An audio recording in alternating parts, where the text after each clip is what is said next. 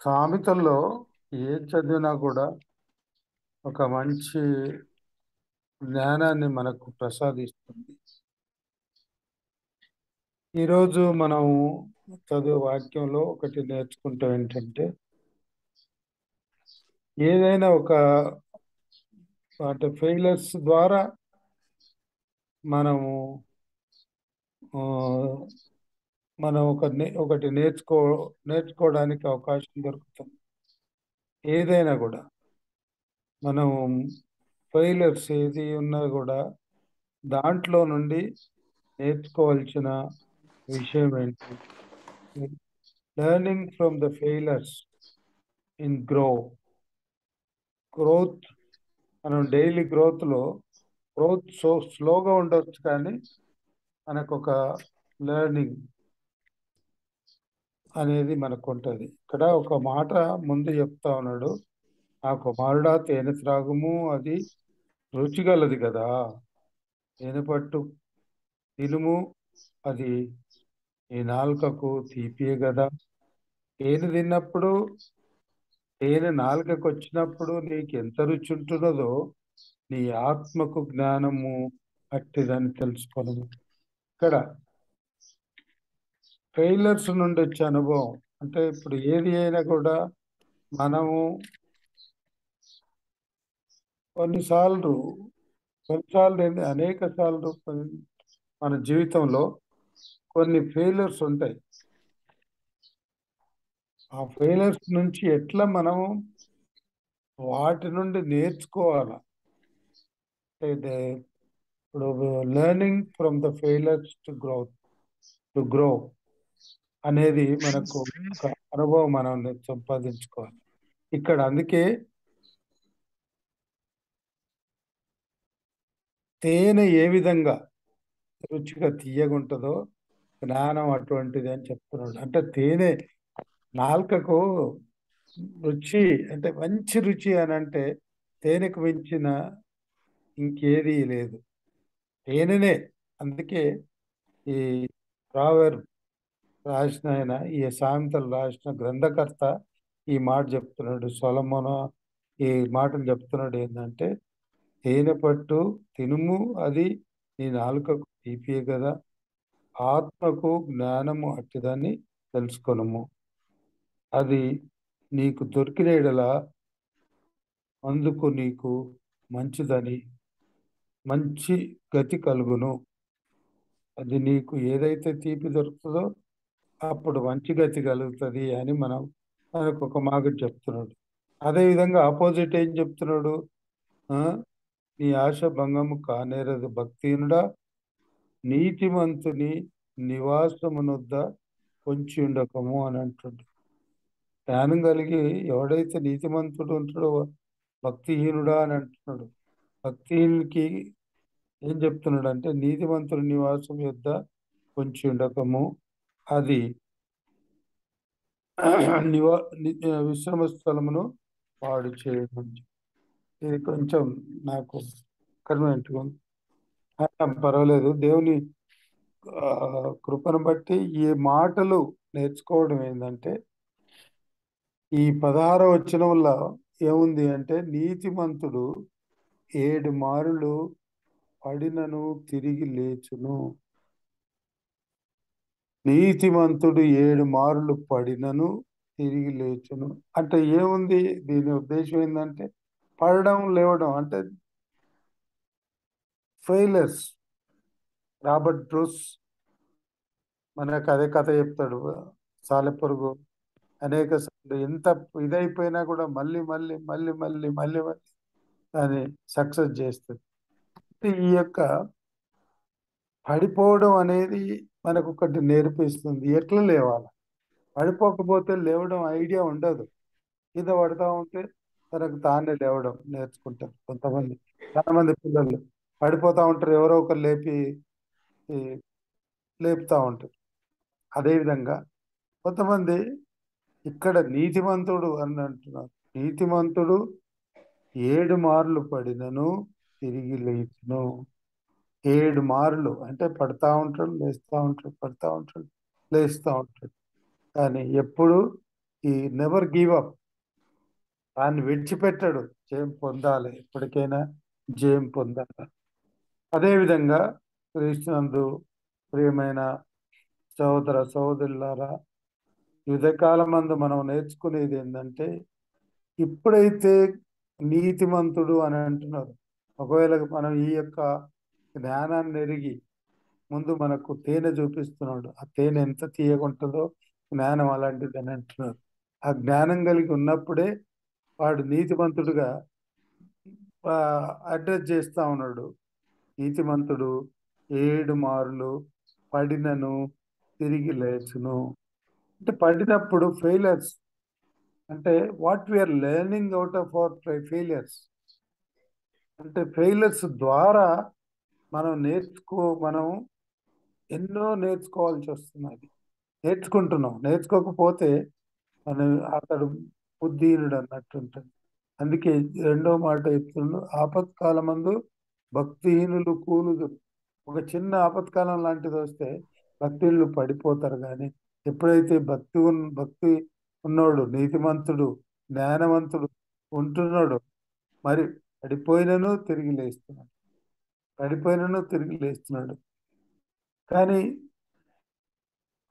జ్ఞానవంతుడు ఏం చేస్తున్నాడు అంటే, పడిపోయినా కూడా ఎందుకు పడిపోతున్నా అనేది, ఏ సిచ్యువేషన్ బట్టి పడిపోతున్నా, నేను ఎందుకు ఇక్కడ ఫెయిల్ అయిపోయినా అనేది చూసి దాని నుండి నేర్చుకోవాల్సింది చాలా ఉంటుంది. ఎప్పుడైతే కొంతమంది సక్సెస్ మనం గమనించినామో, ఈవెన్ బ్యూరోక్రాట్స్, నేను కొంతమంది చూస్తే కూడా వాళ్ళు ఇదే చెప్తా ఉన్నారు. 10th క్లాస్లో నేను 2 టైమ్స్ ఫెయిల్ అయినా, మరి అయినా కూడా మళ్ళీ ప్రయత్నం చేసి మళ్ళీ 10th class examination 3rd time pass అయినా అని కొంతమంది అంటారు. అయినా కూడా నా గ్రాడ్యుయేషన్ అయిన తర్వాత నేను గ్రూప్ ఈ UP union public service commission రాసినప్పుడు నేను ఒకేసారి పాస్ అయినా.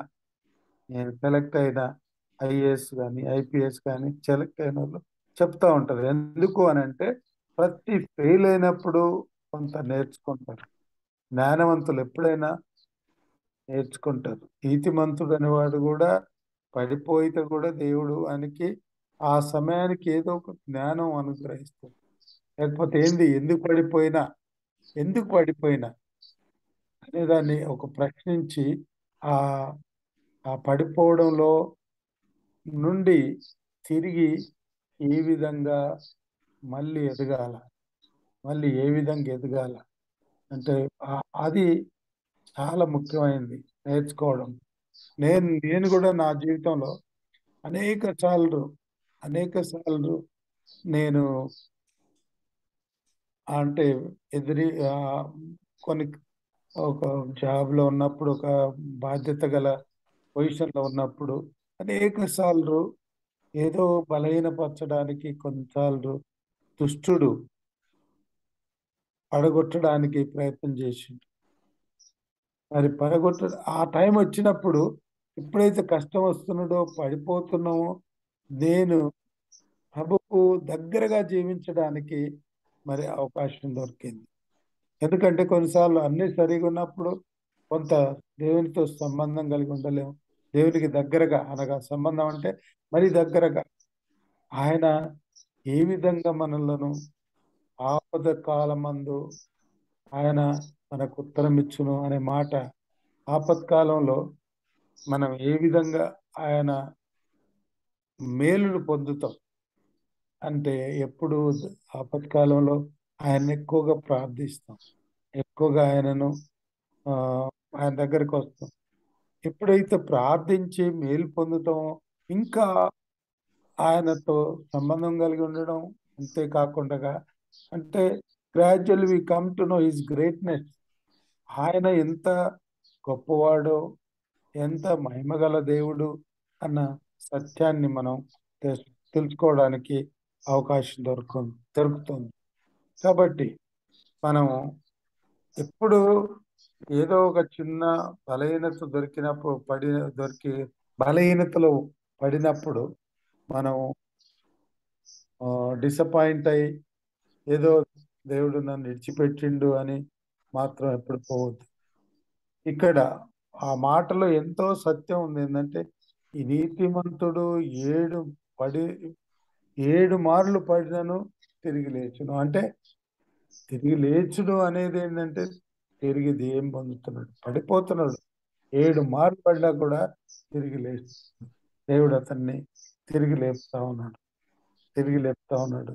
అంటే అతని ప్రయాసంలో జయం ఉంటుంది. నేను పడిపోయినని ఆ, వదిలిపెడతలేడు. దేవుడు మనకు అటువంటి సమయాలలో మన మనలను బలపరుస్తున్నాడు. బలహీనంలో బలపరిచే దేవుడు మనకు ఉంటున్నాడు. కాబట్టి ఉదయకాలం మందు ఈ సామెతల్లో మనం నేర్చుకోవాల్సిన ఇది ఏంటంటే బలహీనతలో బలపరిచే దేవుడు. అదే 20వ అధ్యాయంలో ఉద్దేశ్యములు ఆలోచన చేత స్థిరపరచబడును. 20:18 వచనం. సామెతలు 20:18 వచనం. ఉద్దేశములు ఆలోచన చేత స్థిరపడును, వివేచన గల నాయకుడై యుద్ధము చేయును. అంటే ఉద్దేశములు ఆలోచన చేత స్థిరపరచబడుతున్నాయి. ఏదో ఒకటి మన ఆలోచనే మనకు ఒక ఉద్దేశం. మన జీవితంలో కొన్నిసార్లు మనం ఏ విధంగా ఆలోచిస్తున్నామో అవే మన హృదయంలో ఉండిపోతున్నాయి. వివేకము గల నాయకుడవై యుద్ధము చేయుము. అంటే మన ఆలోచనలు ఎప్పుడైతే స్థిరంగా ఉంటున్నాయో అందుకే వివేకం కలిగిన నాయకుడు అది యుద్ధము చేయము. అంటే ఒక జ్ఞానం గల నాయకుడు ఏ సమయాన్ని బట్టి యుద్ధం చేస్తున్నాడో, అంటే వాడు జ్ఞానం లేకుండా చేయడు. అంతకు ముందు ఎటువంటి పొరపాట్లు చేసిండో పొరపాట్ల ద్వారా సరిదిద్దుకుంటా ఉంటాడు. అది పొరపాటు. ఎందుకు ఈ మాట చెప్తున్నాను అంటే పొరపాటు నాతో జరిగింది అన్నప్పుడే అది సరైన పశ్చాత్తాపం, అది సరైన. చాలా మంది మనలో పొరపాట్లు జరిగినప్పుడు దాన్ని సవరించుకోరు. దాన్ని ఏమంటారు, కాంప్రమైజ్ చేసుకోవడానికి చూసుకుంటారు. కానీ పొరపాటు జరిగినప్పుడు అవును నాకు పొరపాటు జరిగింది, నా వలన పొరపాటు జరిగింది అనేది ఒక ఛాలెంజెస్ ఎప్పుడున్నా కూడా, ఆ సవాళ్ళు మన ముందు ఎప్పుడున్నా కూడా మనం పొరపాట్ల ద్వారా మనం నేర్చుకొని ఎందుకు పొరపాటు జరిగింది అనలైజ్ చేసుకోవాలా.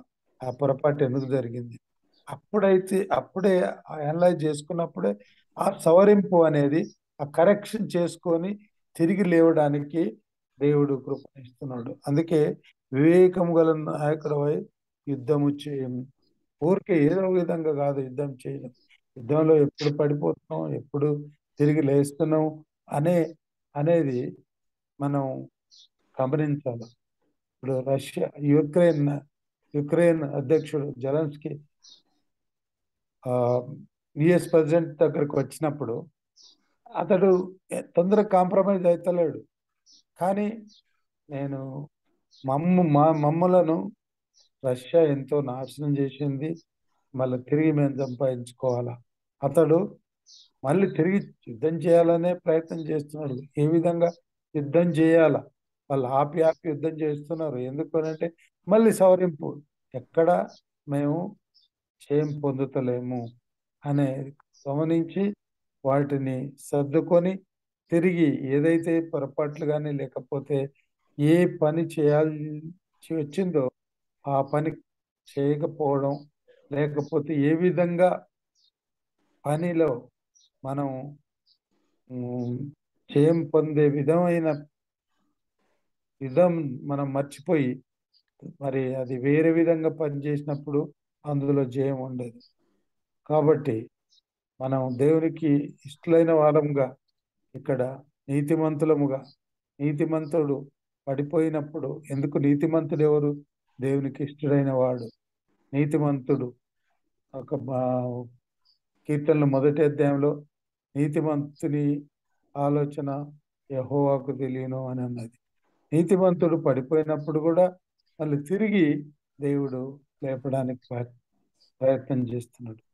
ఎందుకంటే నీతిమంతుడు దేవుడు ఏర్పరచుకున్నవాడు. ఎవరిని నీతిమంతుడు అన్నాడు? దుష్టుల ఆలోచన చొప్పున నడవక, పాపుల మార్గమున నిలవక, అపహాసకుల కూర్చుని చోట కూర్చుండక, యెహోవా ధర్మశాస్త్రమందు దివారాత్రములు ధ్యానించువాడు ధన్యుడు. అతడు నీతి కాలువలో నాటబడినదే ఆకు వాడక తన కాలమందు ఫలమిచ్చు చెట్టు వలె నుండును. అతడు నీతి కాలువల ఎరల నాటబడిన వాడై తన కాలమందు ఫలమిచ్చు చెట్టు వలె నుండును. కాబట్టి దుష్టులు అలాగ ఉండక వాళ్ళు దాని విమర్శలు దుష్టులు అలాగన ఉండక వాళ్ళు విమర్శించబడతారు. కానీ నీతిమంతుడు అయితే మరి నీతిమంతుడు దుష్టుల నీతిమంతుల మార్గంలో ఆ దుష్టులను న్యాయ విమర్శలో పాపులను నిలువరు. నీతిమంతుల మార్గం యెహోవాకు తెలియను, దుష్టుల మార్గము నాశనమునకు మార్గం.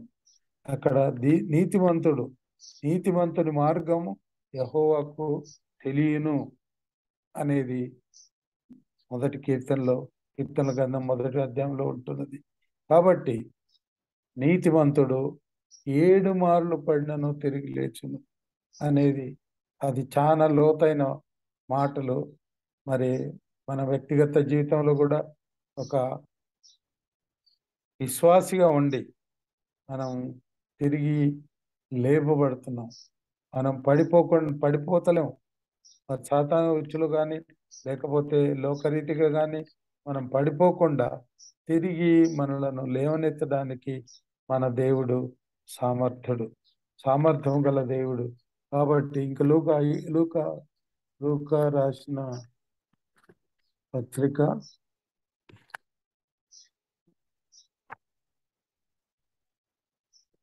14వ అధ్యాయము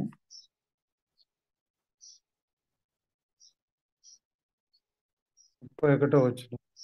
మరియు ఏ రాజైనను మరి ఒక రాజుతో యుద్ధం చేయబోనప్పుడు తన మీదికి 20,000 మందితో వచ్చు వానిని 10,000 మందితో ఎదిరింప శక్తి తనకు కలదో లేదో అని కూర్చుండి మొదట ఆలోచింపడా.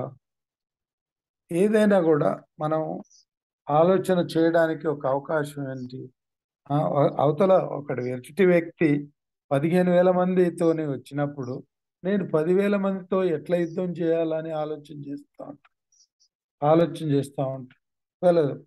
ఏది చూడకుండా వాడు 15,000 మందితో ఉన్నప్పుడు మన దగ్గర 10,000 మందే ఉన్నారు. వాటితో యుద్ధం ఎట్లా చేయాలా? ఎప్పుడైతే జ్ఞానం గలవాడు ఇవన్నీ ఆలోచిస్తాడు, ఆలోచన లేకుండా పనిచేయడు. మరి శక్తి లేని ఎడల అతడు ఎంతకు దూరంగా ఉన్నప్పుడే రాయబారం పంపి సమాధానము చేసుకును కదా అని ఉంది. అయితే ఎప్పుడైతే నాకు శక్తి లేదు, అవతలతో జయించడానికి నాకు శక్తి లేనప్పుడు మరి సమాధాన పరచుకోవడానికి ప్రయత్నం చేస్తాం. ఎందుకంటే అతడు 15,000 మంది ఉన్నారు, నా దగ్గర 10,000 మంది ఉన్నారు. జ్ఞానం గలవాడు ఆలోచించి సమాధాన పడతాడు. కానీ జ్ఞానం లేనివాడు వాడు ఎంతమంది ఉంటేంది, మనం ఏదో చేసి మరి మన బలంతో ఉన్నా సరే అని ముందుకు పోయినప్పుడు ఒకవేళ ఓడిపోవచ్చు. మన 15,000 మంది ముందు ఈ 10,000 మంది శక్తిమంతులు కాకపోవచ్చు. కానీ దేవుని శక్తి ఎప్పుడైతే పొందుతారో ముందైతే సమాధాన పడాల, తర్వాత ఇంకా ఏం చేయాలనో ఆలోచించాల. కానీ మళ్ళీ తిరిగి సామెతలకు వచ్చినప్పుడు నీతిమంతుడు 7 మార్లు పడినను తిరిగి లేచును. కాబట్టి క్రీస్తునందు దేవుని బిడ్డలారా, మనందరము గమనించి మన జీవితంలో పడుకుదొడుకులు ఉన్నప్పటికీ కూడా మనం తిరిగి లేస్తాము, తిరిగి జయం పొందుతాము. మన ప్రభువు సామర్థ్యుడు. మనం ఒకవేళ ఏ బలహీనతలో మనం ఫైనాన్షియల్గా పడిపోయినా కూడా తిరిగి మనకు ఫైనాన్షియల్‌లో మనకు స్థిరపరుస్తున్నాడు. శారీరకంగా మనం ఒకవేళ బలహీనపడి మరి జబ్బులతో పడిపోయినా కూడా తిరిగి లేపుతున్నాడు. ఏ విధంగా ఎటువంటి పరిస్థితిలో మరి దేవుని ఆహ్, దేవుని సన్నిధిలో మరి నీతిమంతులుగా ఉన్నప్పుడు మరి తిరిగి ఎన్నిసార్లు పడిపోయినను తిరిగి లేపడానికి మన దేవుడు సామర్థ్యుడు. కానీ మనం ఎప్పుడైతే పడిపోతున్నామో we always try to learn from our failures. Why we fail? ఎందుకు నేను ఫెయిల్ అయిపోయినా ఈ విషయంలో? మనం అది అనలైజ్ చేసుకోకపోతే ఎప్పుడు తిరిగి లేపబడం. మన తప్పులను మనం సరిదిద్దుకోవాలి. ఓహో! ఇక్కడ నాకు పొరపాటు జరిగింది కదా! అనేది మనం ఒకవేళ మనం నడుస్తున్నప్పుడు జారిపడ్డప్పుడు నేను కింద సరిగ్గా చూసుకోలేదు గదా! ఇక్కడ ఇది ఈ అనీవెన్‌గా ఉండిన ఈ యొక్క గ్రౌండ్ నేను చూడనప్పుడు నా కాలు జారి నేను పడిపోయినా అనేది మనం నేర్చుకోవాలి. మళ్ళీ అవతల ముందుకు నడిచేటప్పుడు మనం స్టెప్ ఎక్కడ కాలేస్తున్నామో అక్కడ చూసి కాలేస్తున్నాం. ఈ విధంగా మరి మనం సరైన జ్ఞానంతో లెర్నింగ్ ఔట్ ఆఫ్ ఫెయిల్యూర్స్ అనేది మనం ఎప్పుడు నేర్చుకోవాలి. జీవితంలో మన జీవితంలో మనకెప్పుడు గ్రోత్ వస్తుందనంటే ఎప్పుడైతే ఫెయిల్యూర్స్ నుంచి మనం నేర్చుకుంటున్నామో, ఒక సక్సెస్‌ఫుల్ పర్సన్ కాదు. మన జీవితంలో ఎక్కడ మనం ఫెయిల్ అయితున్నామో అక్కడనే నేర్చుకోవడానికి ఒక లెసన్, ఒక పాఠం మనకు నేర్పిస్తుంది. ప్రతి ఫెయిల్యూర్ మనకొక పాఠం నేర్పిస్తున్నది. దేవుడు ఆహ్, ఒక నేను ఇంతకుముందు కూడా చెప్పిందో లేదో ఒక సామెత ఏముందనంటే